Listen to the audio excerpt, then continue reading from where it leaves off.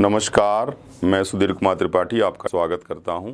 ये हीट का दूसरा लेक्चर है और इस लेक्चर में मैं आप लोगों को जब कभी भी किसी वस्तु को गर्म किया जाता है तो उसमें इंटरनल एनर्जी बढ़ जाती है और उसके बाद किसी भी वस्तु की लेंथ में चेंज हो जाएगा, कभी वॉल्यूम में चेंज हो जाएगा, कभी एरिया में चेंज हो जाएगा।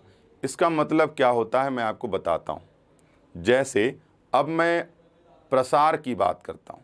जैसे मान लीजिए कोई एक बिजनेसमैन है, उसने अपनी शुरुआत एक समोसे की दुकान से शुरू किया और बाद में चल कर के उसकी पूरी की पूरी समोसे की दुकान पूरे इंडिया में हर जगह उसकी ब्रांच हो गई।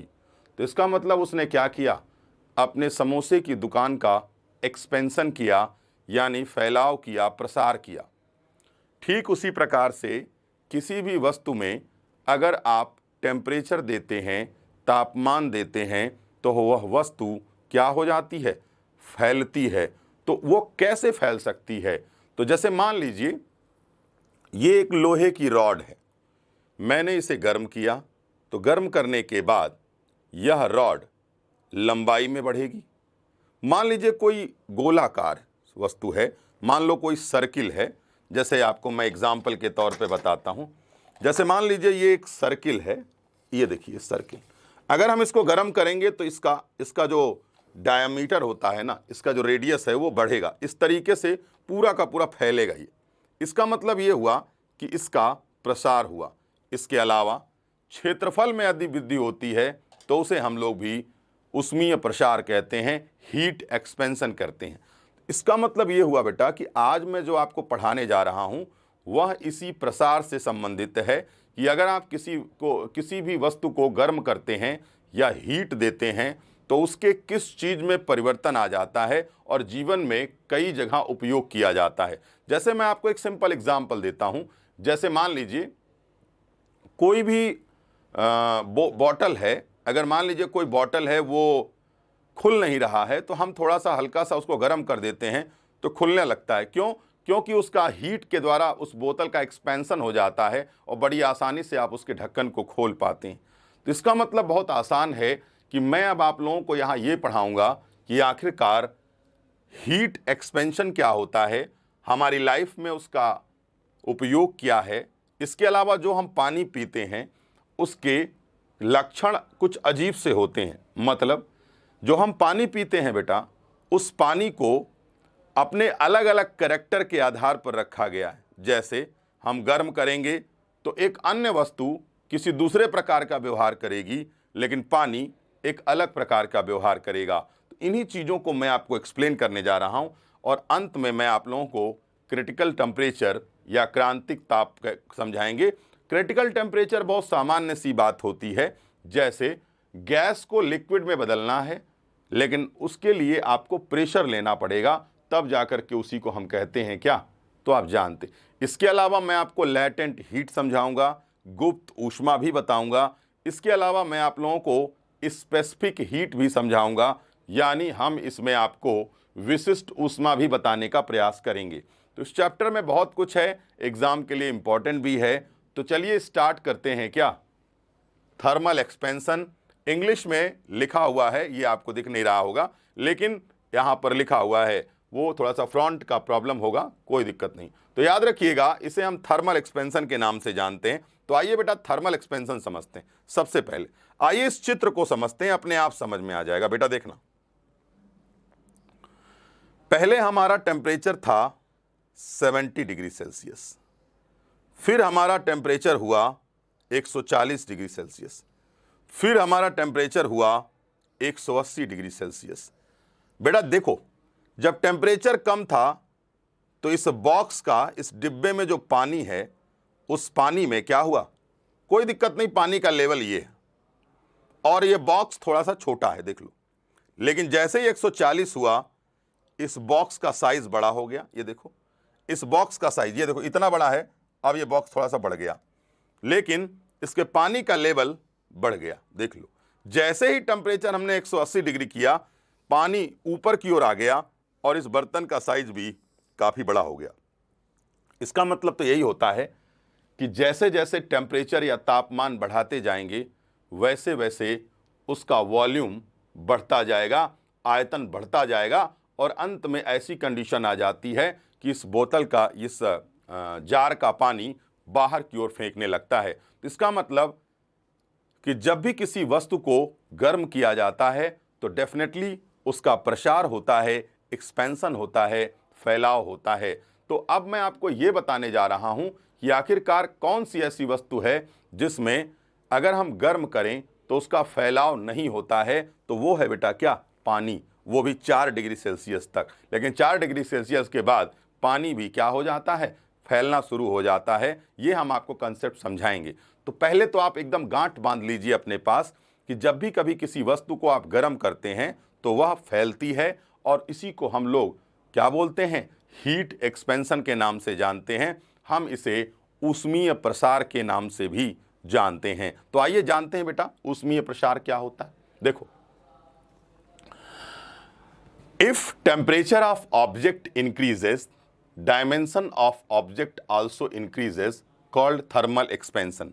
बेटा इसका मतलब ये हुआ कि जैसे ही हम किसी वस्तु को टेम्परेचर देंगे उसका वॉल्यूम बढ़ जाएगा और उसका वॉल्यूम बढ़ता है तो उसी प्रक्रिया को हम लोग बोलते हैं क्या? हीट एक्सपेंशन या थर्मल एक्सपेंशन। तो बहुत आसान तरीके से है, इसको आइए समझने की कोशिश करते हैं। मेरी बात ध्यान देना बेटा, जब हम किसी वस्तु को गर्म करते हैं तो उसकी क्या चीज चेंज हो सकता है? पहला चेंज क्या हो सकता है? लेंथ में चेंज हो सकता है। दूसरा चेंज क्या हो सकता है? एरिया में चेंज हो सकता है। और चौथा, तीसरा चेंज किस चीज में हो सकता है? वॉल्यूम में चेंज हो सकता है। वॉल्यूम का मतलब क्या होता है? आयतन में परिवर्तन हो सकता है। तो अब आपको मैं एक सिंपल सा, आयतन में परिवर्तन हो सकता है। अब मेरी बात ध्यान से सुनो बेटा, अगर आपको लंबाई में गर्म कर, जैसे मान लो इस रॉड को हमने गर्म किया तो लंबाई में ये बढ़ गया, लेंथ में बढ़ गया, मान लो इतना बड़ा है, इतना बड़ा हो गया। तो सुनो, अब क्या करें, उस चीज को हम क्या बोलते हैं? रेखीय प्रसार। क्योंकि ये लाइन की तरह है तो रेखा हुई। तो बेटा याद रखना, इसे हम लीनियर थर्मल एक्सपेंशन कहते हैं। तो सुनो, मान लीजिए हमने इसको गर्म किया, पहले ये 1 मीटर थी, अब ये 2 मीटर हो गई। तो एक काम करते हैं, तो अब में से मान लो ये 1 मीटर थी, 2 मीटर हो गई, तो हमने यहां पर 2 मीटर लिख दिया, ठीक है। लेकिन इसको हम डिवाइड करेंगे किससे? इसके पहले वाली लंबाई से। तो हमने इसको 1 मीटर लिख दिया। मान लो हमारे पास टेम्परेचर कितना है? 2 डिग्री सेल्सियस, ठीक है। तो इस तरीके से आप क्या लगा सकते हैं कि आखिरकार कितना एक्सपेंशन इस रॉड में हुआ, ये बड़ी आसानी से आप इसको ज्ञात कर सकते हैं। और सुनो बेटा, लीनियर एक्सपेंशन को हम अल्फा से डिनोट करते हैं, यानी लीनियर एक्सपेंशन को हम अल्फा से डिनोट करते हैं। और हां, वही सेम चीज मान लीजिए ये आपके पास है, इसको जैसे ही हमने गर्म किया, ये इसका आयतन बढ़ गया, इसका एरिया बढ़ गया। जब एरिया बढ़ा तो पहले वाले एरिया से मान लो इसका एरिया बढ़ा 2 मीटर स्क्वायर, ठीक है। लेकिन पहला वाला जो था वो 1 मीटर स्क्वायर था। और बेटा एक बताओ, टेम्परेचर कितना दिया? 2 डिग्री सेल्सियस। तो इसके एरिया में परिवर्तन हुआ, तो इसे हम कहते हैं सुपरफिशियल एक्सपेंशन और हम इसे बीटा से डिनोट करते हैं। तो इस पूरी स्लाइड में आपने क्या समझा? इस पूरी स्लाइड में आपने ये समझा कि जब हम किसी वस्तु को गर्म करते हैं तो वो फैल जाती है, और जब वो फैल जाती है तो हम उसे बोलते हैं थर्मल एक्सपेंशन। बेटा देखो, एक्सपेंशन शब्द तो हम अपनी लाइफ में बहुत सारा इस्तेमाल करते हैं, लेकिन बिजनेस एक्सपेंशन, स्कूल एक्सपेंशन, बहुत सारे एक्सपेंशन होते हैं। एक्सपेंशन मतलब फैलना, लेकिन यहां पर एक शब्द इस्तेमाल हुआ है थर्मल एक्सपेंशन। और थर्मल एक्सपेंशन का मतलब यह हुआ कि जब आप किसी वस्तु को गर्म करते हैं तो वह क्या होती है? वह फैलती है। ध्यान रखिएगा, वह फैलेगी किस तरीके से? पहला तो ये जान लीजिए, ये लंबाई में फैलेगी, फिर इसके बाद एरिया में फैलेगी, फिर आयतन में फैलेगी। 3 तरीके से चेंज होता है। और सुनो, जब लेंथ में चेंज होता है तो अल्फा से डिनोट करते हैं। और बेटा याद रखना, जब उसे हम सुपरफिशियल क्षेत्रीय प्रसार कहते हैं तो हम उसे बीटा से डिनोट करते हैं। और आयतन प्रसार गुणांक को हम क्या बोलते हैं? गामा से डिनोट करते हैं। तो बेटा देखो, 3 चीजों में परिवर्तन हुआ, लंबाई में, क्षेत्रफल में और किसमें? आयतन में। तो इन्हीं का आपस में रिलेशन भी होता है। तो अभी मैं आपको एक्सप्लेन करता हूं। तो मुझे समझ में आ गया होगा, आपको समझ में आ गया होगा कि जब आपको लीनियर एक्सपेंशन निकालना है तो जो लेंथ में चेंज हुआ है टेम्परेचर के कारण वो ले लीजिएगा, इसके अलावा पहले वाली लंबाई ले लीजिएगा और कितना टेम्परेचर से वो चेंज हुआ है वो ले लीजिएगा, डिवाइड कर दीजिए, अपने आप लीनियर आ जाएगा, उस अपने आप एरिया का कंसेप्ट आ जाएगा। समझ में आ गई बात? ध्यान रखिए। तो बेटा देख लो, टेम्परेचर बढ़ता गया है और चीजें फैलती चली गई हैं और अंत में पानी छलक गया है। समझ में आई बात? ध्यान रखिएगा इस बात को। जैसे दूध का उबलना, जैसे मान लो दूध होता है, अब दूध में हम क्या दे रहे हैं, टेम्परेचर बढ़ाया जा रहा है, दूध बाहर की ओर आकर के बॉयल हो जाता है। क्यों? क्योंकि उस दूध का प्रसार हो गया, एक्सपेंशन हो गया, इसीलिए जैसे जैसे हम गर्म करते हैं वैसे वैसे दूध बाहर की ओर गिर जाता है। ध्यान रखिएगा इस बात को। आइए आगे बढ़ते हैं बेटा। देखो यहां पर एक चीज और आएगी और पहले उसको समझ लेते हैं, फिर इसके बाद आगे बढ़ते हैं। देखो बेटा, अभी तक हमने लेंथ में चेंज, एरिया में चेंज बताया, लेकिन अभी अब आपको बता देते हैं आयतन में चेंज, वॉल्यूम एक्सपेंशन क्या होता है। वही सेम चीज, चेंज इन वॉल्यूम ले लेते हैं, पुराना वाला वॉल्यूम ले लेते हैं और टेम्परेचर ले लेते हैं, तो आराम से वॉल्यूम एक्सपेंशन निकल आएगा कि उसके वॉल्यूम में चेंज यानी लंबाई गुणे चौड़ाई गुणे ऊंचाई। देखो क्षेत्रफल का मतलब क्या होता है, एरिया मतलब क्या, एरिया मतलब होता है लंबाई गुणे चौड़ाई, लेंथ इनटू ब्रेथ। तो मान लीजिए आप जब गर्म करते हैं तो लंबाई चौड़ाई दोनों में ग्रोथ होती है, दोनों में एक्सपेंशन होता है, तो वो होता है सुपरफिशियल एक्सपेंशन। लेकिन जब तीनों में चेंज हो जाए, लेंथ ब्रेथ और हाइट, लंबाई चौड़ाई और ऊंचाई में वृद्धि हो जाए, तो समझ जाइए वो वॉल्यूम एक्सपेंशन हो गया। और बेटा केवल लंबाई में हो जाए ना तो उसे हम लीनियर एक्सपेंशन के नाम से जानते हैं, हम उसे रेखीय प्रसार के नाम से जानते हैं। इधर देखो, अच्छा एक बात बताओ, क्या लीनियर, सुपरफिशियल और वॉल्यूम, इन तीनों एक्सपेंशन के बीच में किसी तरीके का कोई रिलेशन होता है? इन दोनों में किसी तरीके का संबंध होता है? यस बेटा, 100% संबंध होता है। इसको समझने की कोशिश करिएगा आप लोग। देखिए, लीनियर एक्सपेंशन अल्फा किसको, बीटा के डिवाइडेड बाई 2 के होता है। इसका मतलब अगर मैं बीटा बराबर लिखता हूं तो 2 इधर चला जाएगा, बीटा बराबर क्या हो जाएगा, 2 अल्फा। तो देखो बेटा, बीटा बराबर क्या हो गया, 2 अल्फा। तो अब इसका मतलब क्या हुआ, ये आपका अल्फा का निशान है, इसको हम चेंज करेंगे, अल्फा है ये, ठीक है, ये अल्फा है आप। तो बीटा बराबर 2 अल्फा हो गया, और हां गामा बराबर क्या हुआ, 3 अल्फा हो गया। मतलब बहुत सिंपल सी बात है। यहां पर एक चीज और लिख सकते हैं आप, जैसे मान लो इसको हटा दीजिए, आप थोड़ी देर के लिए इसको हटा दीजिए, तो गामा बराबर क्या हुआ, तो गामा बराबर ये होता है बेटा, आप लोगों को मालूम होना चाहिए, गामा बराबर होता है कि आखिरकार 3 अल्फा, क्योंकि आपका ये देखो 3 यहां पे दिया हुआ, तो जहां पर बीटा लिखा है ना वहां पे आप क्या लिखेंगे, यहां पे आप गामा लिखेंगे और यहां पर 2 की जगह 3 लिखेंगे। तो इसका मतलब ये हुआ कि अल्फा यानी जो अल्फा होता है उसकी वैल्यू 1 रखते हैं, और फिर उसके बाद आप जानते हो बीटा बराबर 2 अल्फा, तो ये 2 लग दिया, और फिर गामा बराबर 3 अल्फा, तो आपने यहां 3 रख दिया। तो एक बात बताओ, इन तीनों के प्रसार में आपस में रिलेशन कैसा होता है, 1:2:3, यानी 1:2:3। तो तीनों में आपस में रिलेशन होता है। आप इस रिलेशन को यहां पे बड़ी आसानी से देख सकते हैं। देखो, ये अगर इंग्लिश में नहीं लिखा है यहां पर, लेकिन घबराइए नहीं, देखो लीनियर एक्सपेंशन कोएफिशिएंट अल्फा बराबर beta upon 2, alpha is equal to gamma upon 3। तो बेटा एक बात बताओ, इसमें क्या बना, beta is equal to 2 alpha, ठीक है, और gamma is equal to 3 alpha.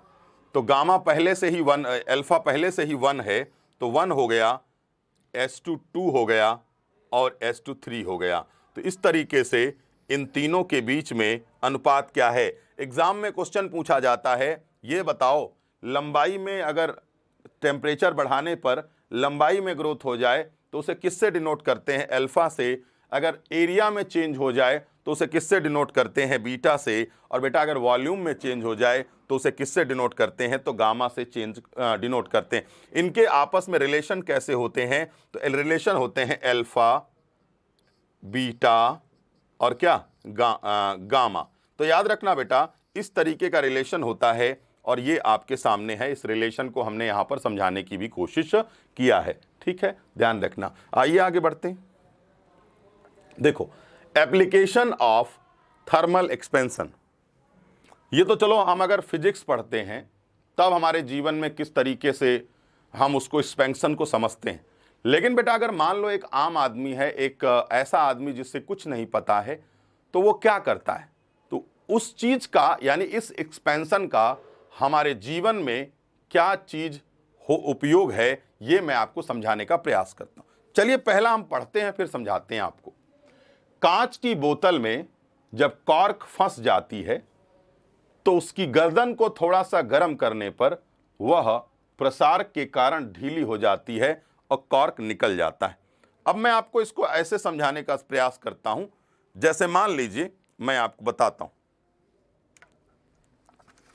मान लीजिए बेटा ये है आपका बोतल, ये देखो बोतल। अब बोतल है लेकिन इसका ढक्कन क्या है, ये देखिए, इसका ये बोतल है और इसका ढक्कन है मान लो ये, ठीक है, इसमें ये फंस गया है मान लीजिए। अब ये ढक्कन अंदर, बाहर की तरफ नहीं, अंदर से फंस गया है। ये देखो मैं फिर बता रहा हूं, ये ढक्कन लगा है अंदर, कॉर्क, लकड़ी का कॉर्क होता है ना, ठूस देते हैं उसको ऐसे कर। अब इसमें फंस गया है, तो अब हम क्या करें, तो बेटा हमने इसको इस बोतल के ऊपरी हिस्से को गर्म कर दिया। तो जैसे ही गर्म करेंगे इस बोतल का मुंह फैल जाएगा और हम इसको आसानी से बाहर निकाल लेंगे। तो इसका मतलब यह हुआ कि जैसे ही बोतल का अगला हिस्सा गर्म किया जाता है तुरंत क्या हो जाता है, तो एक बात याद रखना, वह बोतल का अगला हिस्सा प्रसार हो जाता है, एक्सपेंशन हो जाता है और ढक्कन हम बड़ी आसानी से निकाल लेते हैं। तो ये आम बात है, बड़ी आसानी से आप इस चीज को समझ सकते हैं, आपके जीवन में कई बार आपने देखा भी होगा। चलिए, कांच की बोतलों में धातु के ढक्कनों को निकालने के लिए बहुधा उन्हें हल्के गर्म करने पर निकल जाते हैं, क्योंकि धातु का प्रसार कांच की अपेक्षा अधिक होता। अब एक सिंपल सी बात है, अब आपसे मैं एक क्वेश्चन पूछता हूं। मान लो बेटा ये बोतल है, ये कांच का बना हुआ है। किस चीज का है ये? कांच का। ये जो ढक्कन है ये किस चीज का है? लोहे का, मान लो स्टील का ढक्कन। अब ये ढक्कन हम खोलने का प्रयास कर रहे हैं, खुल ही नहीं रहा है। तो बालक हमने क्या किया, इस ढक्कन को थोड़ा सा यहां से गर्म किया। और बेटा याद रखना, कांच की अपेक्षा यानी in the comparison of glass, ये जो ढक्कन होगा ना ये ज्यादा फैलेगा।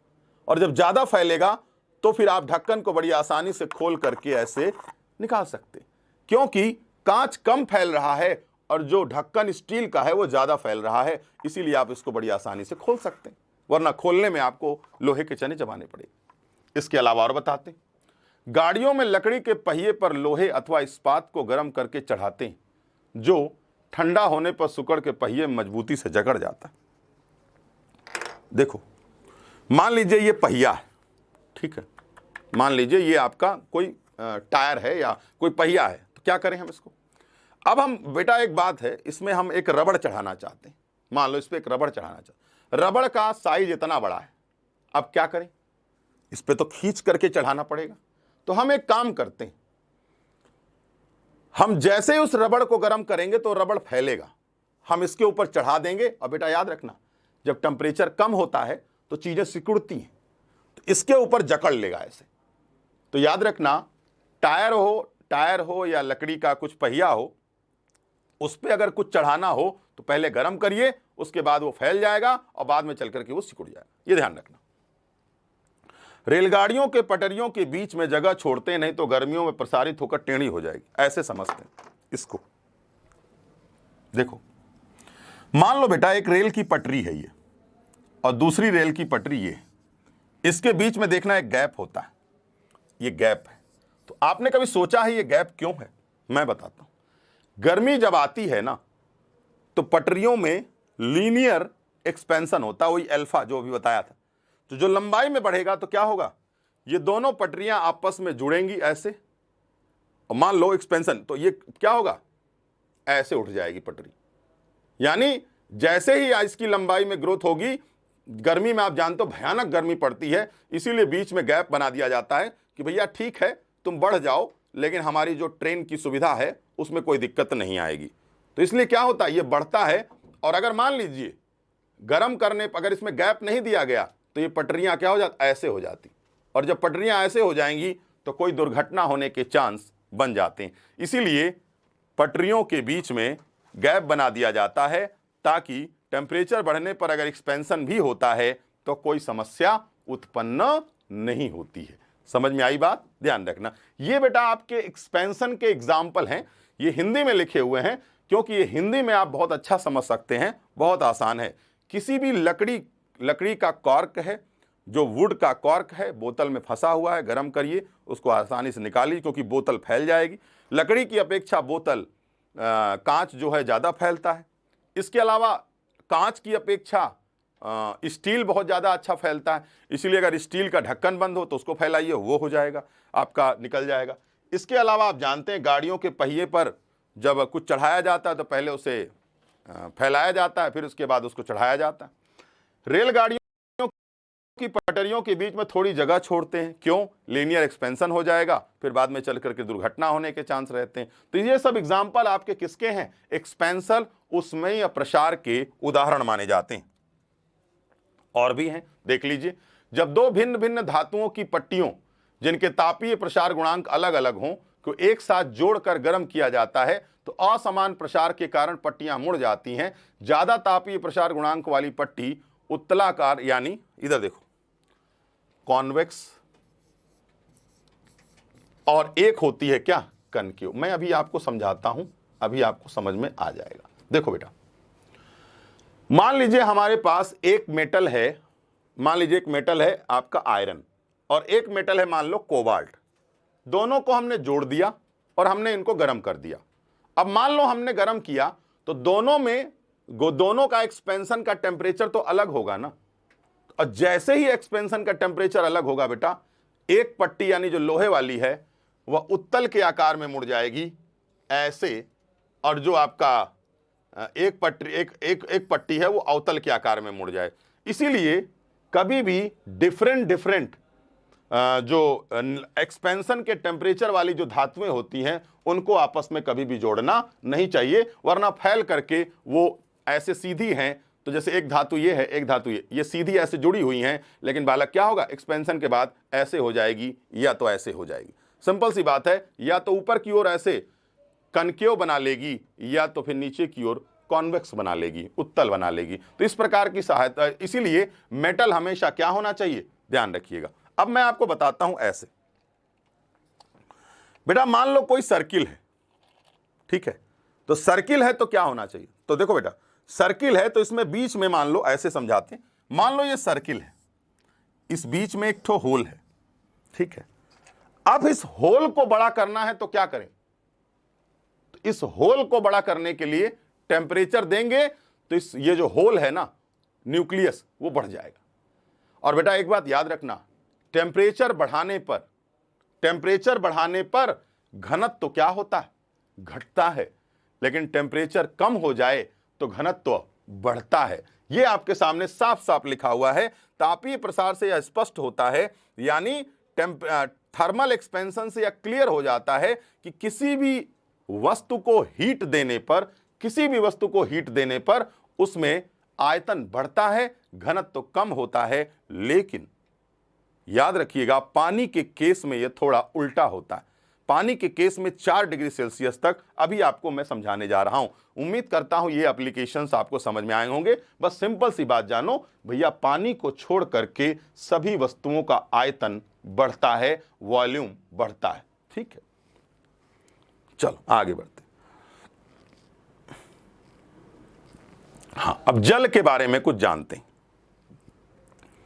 अभी तक हमने आपको पढ़ाया, और अगर मैं इस वाटर के बारे में आपको कुछ अच्छा नहीं बताऊंगा तो आप कहोगे सर आपने गलत बताया क्या, कि कोई भी चीज गर्म करने पर उसका एक्सपेंशन होता है। नहीं बेटा, मैंने आपको सही बताया, लेकिन जब आप पानी लेंगे ना तो उस केस में बदल जाती है, चीजें बदल जाती। समझिएगा बात को। देखो, temperature of water increases up to 4 degree, then density increases and volume decreases. अब मैं आपको इसको एक चार्ट बना के समझाता हूं, देखना इधर। मान लो ये 0 डिग्री सेल्सियस वाटर है, ठीक है। अब हमने इसका टेम्परेचर बढ़ा दिया, कितना डिग्री कर दिया बेटा, 4 डिग्री सेल्सियस, और ये भी वाटर है, ठीक है। अब हमने इस टेम्परेचर को और बढ़ा दिया, मान लो हमने इसको मान लिया 100, ठीक है, और अब ये भी वाटर है। अब हमने इसको टेम्परेचर को थोड़ा उतना ही रहने दिया, लेकिन अब ये आइस हो गया, अब ये क्या हो गया, बर्फ हो गया। अब यहां बड़ा ध्यान से सुनिएगा, जब हम पानी के टेम्परेचर को, जब हम वाटर के टेम्परेचर को 4 डिग्री सेल्सियस तक बढ़ाते हैं बेटा, तो याद रखना डेंसिटी यानी घनत्व तो बढ़ेगा, आयतन कम होगा। लेकिन अन्य वस्तुओं के कंसर्न में आयतन बढ़ेगा, डेंसिटी कम होगी। लेकिन बेटा 4 डिग्री के बाद जब 100 डिग्री पर जाते हैं तो आयतन बढ़ता है और क्या होता है, घनत्व तो घटता है। इसी के आप बर्फ में आ जाइए, तो बर्फ में आयतन बढ़ेगा और घनत्व घटेगा। तो आइए हम इस कंसेप्ट को आपको समझाने की कोशिश करते हैं। बेटा बहुत एग्जाम में आपके बहुत बार पूछा जाता है, बताइए कि अगर हम पानी को 4 डिग्री सेल्सियस तक गर्म कर दें तो बताइए क्या बढ़ेगा क्या घटेगा। तो भैया घनत्व तो बढ़ेगा, density increases then volume decreases. यानी तापमान में वृद्धि करने पर 0 डिग्री से 4 डिग्री, पानी के लिए सिर्फ याद रखिए, पानी के लिए मैं बार बार कह रहा हूं, पानी के लिए घनत्व बढ़ेगा और आयतन कम होगा। लेकिन 4 डिग्री से ऊपर जाइएगा तो जैसी सारी वस्तुओं के साथ होता है कि आयतन बढ़ता है, घनत्व घटता है, सिंपल सी बात है। लेकिन पानी में, और हां ये बताओ पानी की मैक्सिमम डेंसिटी कितने डिग्री पर होगी, 4 डिग्री सेल्सियस पर। और हां पानी का मिनिमम वॉल्यूम कितने पे होगा, 4 डिग्री सेल्सियस पर। और हां यह भी ध्यान रखना, अगर बर्फ बन गया, आप एक काम करो, पानी ले लो किसी बर्तन में, उस पानी को ले जा करके आप कहां रख दो, उस पानी को ले जा करके आप रख दीजिए फ्रीजर में पानी को जमने के लिए। जब आप उस बर्फ को निकालोगे और बर्तन उल्टा कर देना, गिरेगा नहीं, लेकिन हल्का सा गर्म करोगे ना, हल्का सा गर्म कर दो तो बर्फ किनारे से छोड़ देगी, क्योंकि अब उस बर्फ का क्या बढ़ गया, आयतन बढ़ने लगा। तो आयतन घटने लगा, और आयतन घटने लगा तो डेंसिटी बढ़ने लगी, तो वस्तु अपनी जगह से क्या होगा, छोड़ देगी। तो बेटा याद रखना, बर्फ में आयतन बढ़ता है, घनत्व तो घटता है। लेकिन पानी में 4 डिग्री सेल्सियस तक आयतन बढ़ता है, घटता है, और आयतन घटता है और घनत्व तो बढ़ता है। पानी में, पानी के कंसर्न में सारी चीजें बदल जाती हैं 4 डिग्री सेल्सियस तक। यानी पानी 4 डिग्री सेल्सियस तक अलग व्यवहार करता है और फिर इसके बाद अलग व्यवहार करता है। तो आइए आपके सामने दिया हुआ है, जल का तापमान 4 डिग्री तक बढ़ाने पर घनत्व तो बढ़ता है, डेंसिटी इंक्रीज कर रही है और वॉल्यूम डिक्रीज कर रहा है। जल का अधिकतम घनत्व 4 पर, न्यूनतम आयतन 4 पर। 0 डिग्री सेल्सियस से बर्फ में परिवर्तित किया जाता है तो उसका घनत्व देख लो, डेंसिटी कम, वॉल्यूम बढ़ता है। बर्फ का आयतन जल से अधिक होता है, यानी पानी से ज्यादा वॉल्यूम किसका होता है, बर्फ का होता है। जल का तापमान 4 डिग्री से अधिक बढ़ाने पर घनत्व तो घटता है, वैसा जैसे सब वस्तुओं के लिए होता है वैसे पानी। यानी पानी कब किसी सामान्य वस्तु की तरह हीट को लेकर के व्यवहार करेगी, तो 4 डिग्री के बाद व्यवहार करेगी, उससे पहले वह उसका खुद का अपना व्यवहार होता है। ध्यान रखिएगा इस बात को।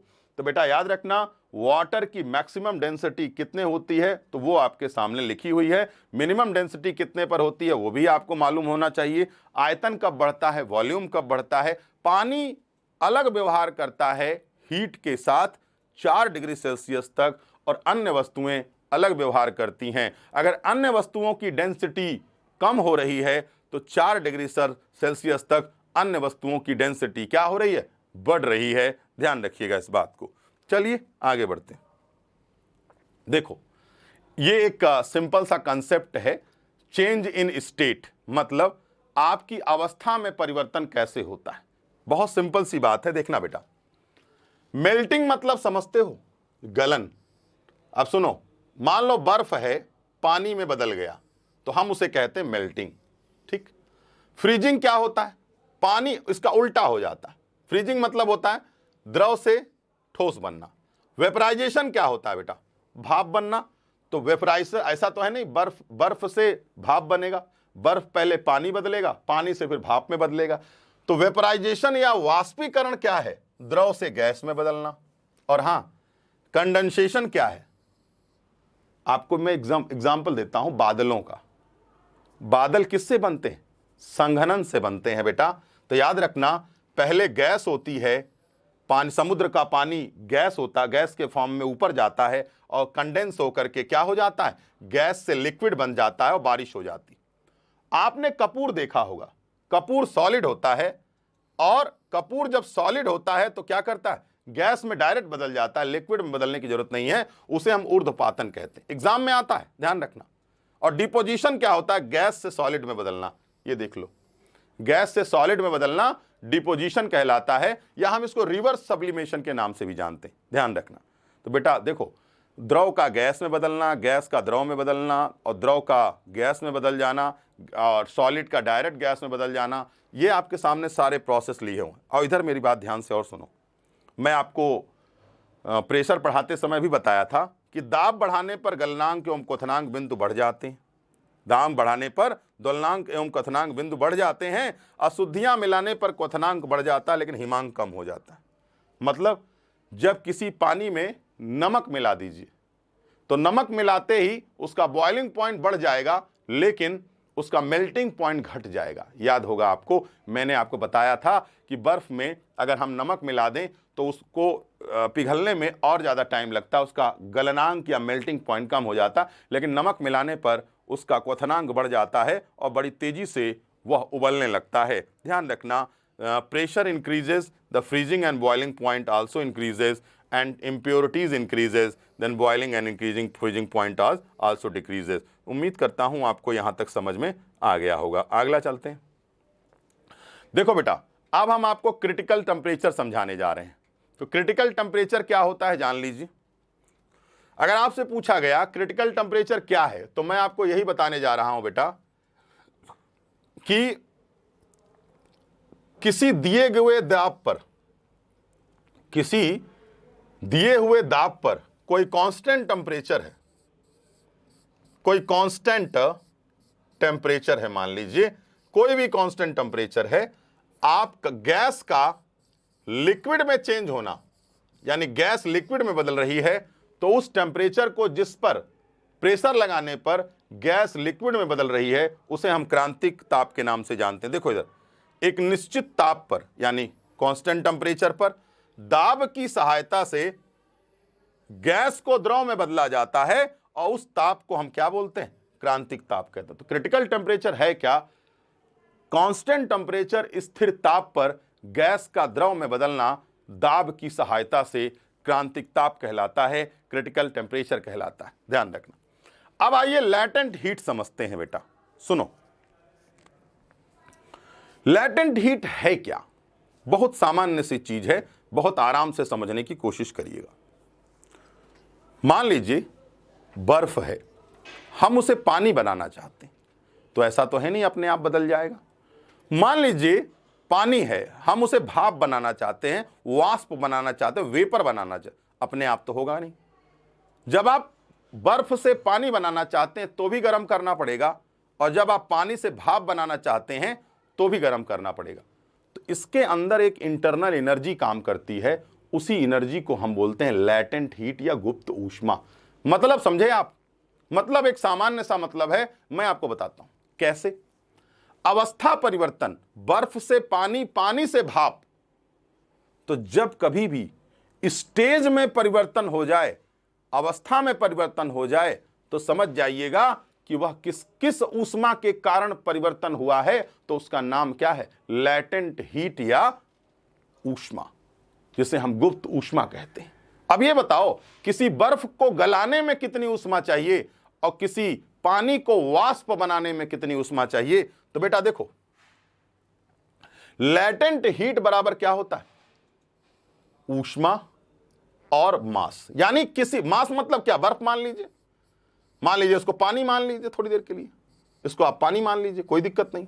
तो मेरे कहने का मतलब क्या है कि किसी भी वस्तु को किसी अन्य अवस्था में परिवर्तित करने के लिए जितनी हीट की जरूरत होगी हम उसे क्या कहते हैं, गुप्त ऊष्मा किसी वस्तु को एक अवस्था से दूसरी अवस्था में परिवर्तन कर देती है। बहुत आसान है, आपके एग्जाम में क्वेश्चन बनता है, ये बताओ बर्फ को गलाने में गलन की गुप्त ऊष्मा कितनी होती है, 80 किलो कैलोरी, और बेटा वाष्पन की गुप्त ऊष्मा कितनी होती है, 540 किलो कैलोरी। मतलब बताओ कौन सा हीट ज्यादा हुआ, 80 या 540? तो आप कहोगे सर 540।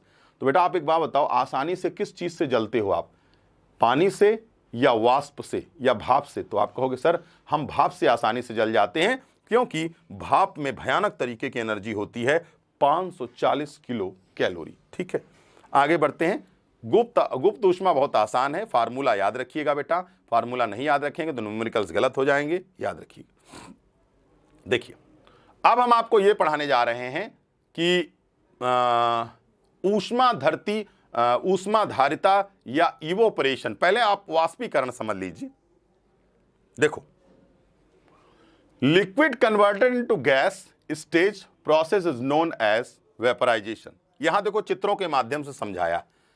सूरज ने अपनी किरणों को समुद्र में डाला तो समुद्र में पानी है, पानी अब भाप में बदल गया। ये देखो भाप है ये, ठीक है। तो इस प्रक्रिया को हम वेपराइजेशन कहते हैं बेटा, ध्यान रखना। और हां, हमारे जीवन में वेपराइजेशन के कई एग्जाम्पल हैं, बताता हूं। आपके शरीर से पसीना निकलता है और जैसे ही पसीना सूख जाता है आपको एक ठंडक सी महसूस होती है। उसके पीछे का रीजन क्या है तो मालूम है कौन सा रीजन है? वाष्पीकरण या वेपराइजेशन। जो पानी वाला कूलर होता है, उस कूलर में आपको ठंडा क्यों लगता है और आप रोज उसमें पानी क्यों भरते हैं? वो पानी कहां चला जाता है? कभी सोचा है आपने कि आपको पर डे पाइप लगा के बाल्टी से कूलर में पानी भरना पड़ता है? तो वो पानी क्यों भरना पड़ता है? क्योंकि बेटा याद रखना, कमरा ठंडा किस आधार पे करता है? तो कूलर कमरे को ठंडा वेपराइजेशन या वाष्पीकरण के द्वारा होता है। अब मैं आपसे एक प्रश्न और करता हूं, यह बताइए घड़े में पानी ठंडा रहता है क्यों? वाष्पीकरण के कारण। क्योंकि उसमें घड़े में छोटे छोटे छेद होते हैं और जब गर्मी ज्यादा पड़ती है तो मालूम है उस छेद से भाप बन करके, स्टीम बन करके निकल जाता है। इसीलिए तो घड़े में पानी ठंडा करना हो तो आपको कभी भी ठंडी में घड़े में पानी नहीं रखना है, आपको गर्मी में रखना। तो वाष्पीकरण के कारण, वेपराइजेशन के कारण मटके में पानी ठंडा रहता है और डेजर्ट कूलर, सूखा कूलर जिसमें पानी भरते हैं आप, वो वाष्पीकरण पे काम करता है। और पसीना सूखने के बाद आपको क्यों ठंड लगती है? तो याद रखिए उसके पीछे भी क्या है? वेपराइजेशन है। और जानते हैं, आप लोगों को मालूम होना चाहिए, स्प्रे, इत्र आदि की बोतलों को खुला छोड़ देने पर इत्र का वाष्पीकरण होता है और फलस्वरूप बोतल ठंडी हो जाती है। गीले कपड़े का सूखना यह भी वेपराइजेशन होता है बेटा, वाष्पीकरण होता है, ध्यान रखना इस बात को, ठीक है। अब आइए, हीट कैपेसिटी का मतलब क्या हुआ? ऊष्माधारिता, यानी किसी भी वस्तु में कितनी ऊष्मा को ग्रहण करने की क्षमता होती है, हम उसे हीट कैपेसिटी कहते हैं। क्या नाम है इसका? Heat capacity. जैसे मान लो हमने एक हमारा टेम्परेचर ग्रहण करने की क्षमता कितनी है? 37 डिग्री सेल्सियस। हमारे शरीर का तापमान 37 डिग्री सेल्सियस। अब बेटा मान लो हम इसको ज्यादा बढ़ा दिए तो हमारी क्षमता से तो बाहर चला गया, हम तो पागल हो जाएंगे। हम 100 डिग्री, मान लो हमारा टेम्परेचर 40 डिग्री हो गया तो हम बिलबिला जाएंगे, पागल हो जाएंगे। तो इसीलिए याद रखना, मनुष्य के शरीर में ऊष्मा को, हीट को ग्रहण करने की क्षमता कितने डिग्री सेल्सियस होती है? तो 37 डिग्री सेल्सियस होती है। वैसे ही पानी को, हीट को ग्रहण करने की क्षमता 100 डिग्री होता है। 100 डिग्री के बाद वो भाप में बदलना शुरू हो जाता है। समझे बात को? तो सबकी अपनी क्या होती है? हीट को ग्रहण करने की क्षमता होती है, सब में अपनी हीट कैपेसिटी होती है, ध्यान रखिएगा। ऊष्माधारिता बराबर क्या होता है? Delta Q upon delta T, और इसको हम एस से डिनोट करते हैं। ये फार्मूला भी आप याद रखिएगा। भैया टेम्परेचर बढ़ा दीजिए तो आपको ऊष्माधारिता मिल जाएगी। सिंपल सा कंसेप्ट है। चलिए, आज के लिए इतना ही रहेगा और इसके लिए आपका बहुत बहुत धन्यवाद, थैंक यू। आपको हमसे किसी से कांटेक्ट करना है तो आप इस नंबरों पर कांटेक्ट कर सकते हैं। तब तक के लिए नमस्कार, धन्यवाद।